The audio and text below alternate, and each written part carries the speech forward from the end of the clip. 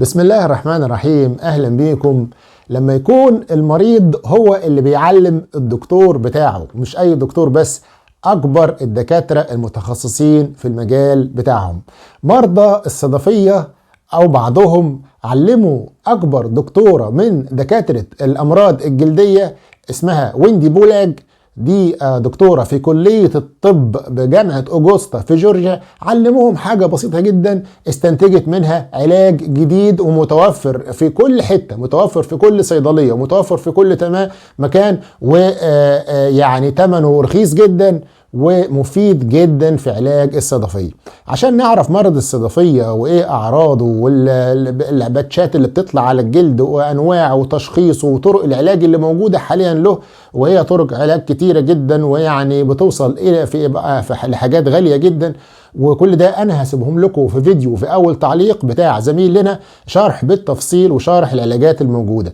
ولكن الجديد النهاردة واللي اكتشفته الدكتورة ويندي بولاج من جامعة أوجوستا في جورجيا ان الجليسرين اللي احنا موجود في الصيدلية ده فعال جدا جدا في علاج الصدفية. هنشوف مع الدكتورة ويندي بولاج بتقول ايه. بتقول ان مرض الصدفية لقينا ان الجليسرين، وده حاجة غير مكلفة وغير ضارة وطعمها حلو جدا، ده من افضل الاشياء اللي بتفيد في علاج مرض الصدفية. ودللت على كده وجربت ده على حيوانات التجارب وعلى الناس والكلام ده، ولقت ان مفعوله قوي جدا جدا. وجدوا ان سواء تم تطبيقه موضعي على الجلد، وده طبعا الطريقة الافضل، او استعماله في كريمات غنية بالجليسرين وما اكثرها في الصيدليات. عندنا في الصيدليات كريمات كتيرة جدا. انت لو رحت اي صيدلية قلت له انا عاوز كريم بالجليسرين او دهان بالجليسرين للجلد، هتلاقي كتير جدا لدهانات للبشرة بالجليسرين، ولكن الافضل هو استعمال الجليسرين نفسه.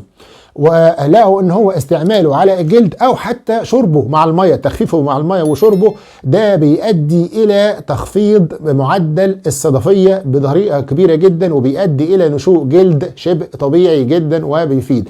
فانت ممكن تستعمله مع ادويه الصدفيه اللي انت بتستخدمها، او مع طرق علاج الصدفيه اللي انت متعود عليها وبتستخدمها، وهيجيب نتيجه افضل بكتير جدا وهيؤدي الى تحسن سريع جدا في مرض الصدفيه.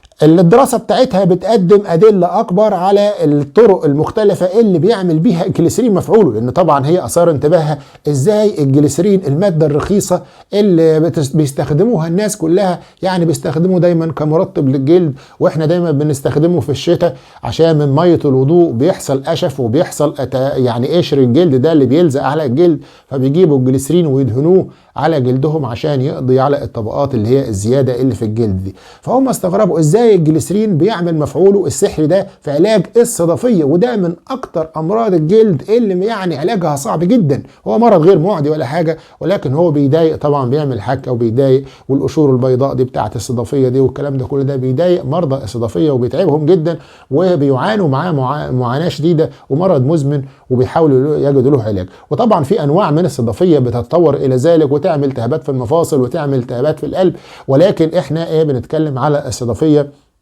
العادية اللي بتظهر في الجلد. لقت ايه بقى الست ويندي بولاج دي؟ لقت ان الجليسرين لما بيتحط على الجلد مش بس بيرطب الجلد ويلطف الجلد ويحافظ على رطوبة الجلد والكلام ده، لا، ده بيمتص داخل الجلد ويدخل داخل خلايا الجلد، وفي انزيم في الجلد في خلايا الجلد بيحول الجليسرين لحاجة اسمها جليسرين فوسفوليبيد الجليسرين، ودي مادة موجودة في خلايانا وبتقل جدا عند مرضى الصدفية في الجلد بتاعهم، وبالذات في أماكن الصدفية.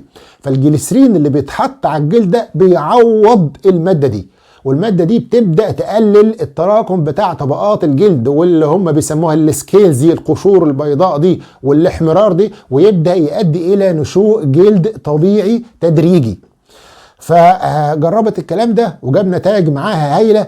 والدكتوره ويندي بولاج دي بقى شغاله بقالها 20 سنه على الجليسرول. احنا لما نشوف صورتها هي ست عجوزه يعني في اخر حياتها، 20 سنه من حياتها العلميه مقضياها على الجليسرول، وهي اول ست اكتشفت التاثيرات الكبيره للجليسرول من 20 سنه كمرطب للجلد وملطف للجلد، واللي بدات كل الشركات تاخد الجليسرول ده وتحطه في مستحضرات التجميل والكريمات اللي محتويه على الجليسرول بتاعها.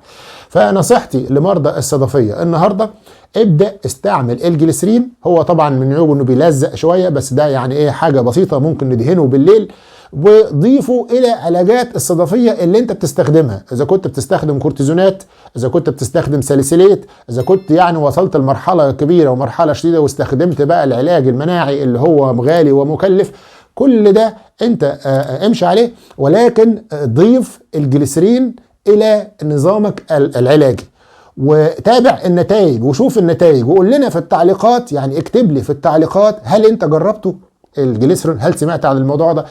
طيب جربه وقول لنا نتائجه معاك عشان نفيد كل اللي هيدخل على الفيديو ده سواء حاليا او مستقبلا، يفيد تجربتك له، ونبدأ نكون وعي مجتمع لعلاج مرض الصدفية اللي هو يصعب علاجه بطريقة شديدة جدا. ده الجديد عندنا في البحث النهاردة، وانا هسيب لكم اللينك بتاع البحث ده في المصادر.